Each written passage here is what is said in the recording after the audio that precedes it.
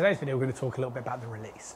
Now, the release has two pieces of terminology associated to it. One is the closure of the club face, okay, like so as I'm demonstrating here, right? Now, we're not going to be focusing on that one. We're going to be focusing on the release in terms of the relationship between the sort of uncocking or cocking and uncocking of the club, this motion that I'm demonstrating here.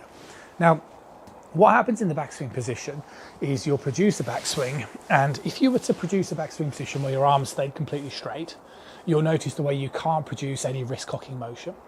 As soon as your right arm starts to bend, you'll notice the way that an element of wrist cock is produced. And it's important to think about it like that, not to introduce an element of wrist cock too early, because what happens is you'll end up with things like cupped wrist, and you'll end up with a very narrow swing. The idea of taking it nice and wide is more important than a sort of narrow wristy action.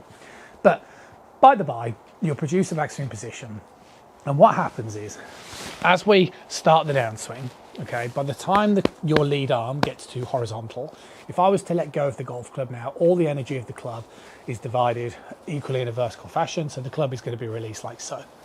But as soon as your arm moves past that point in time, if I let go of the club now, you can see the way it wants to go outward, okay? And this is a very natural phenomena. So you don't need to, consciously ulnar deviate, which is this type of biomechanical movement of your wrist here. You don't need to do that motion in a conscious fashion, right? That is naturally going to happen, which is the good news. However, if you imagined I produced a backswing position and I start my downswing and I sort of pull my arms down like so, then the problem is, as the club is releasing, what's going to end up happening is the club's going to come down and hit the ground too soon, okay? Or I'm going to end up looking a little bit like this by the time I hit the ball. So the point is when you start the downswing, the big thing that you've got to be able to do really is rotate the hips, right? You've got to be able to rotate the pelvis towards the left-hand side, because as you rotate the hips, as I'm going to demonstrate here, towards the left-hand side, by the time then you get to left arm parallel, it's obviously going to advance the club closer towards the ball. And then as you continue to move to the left in a rotational manner, you're going to end up looking like so, which is that sort of very professional position.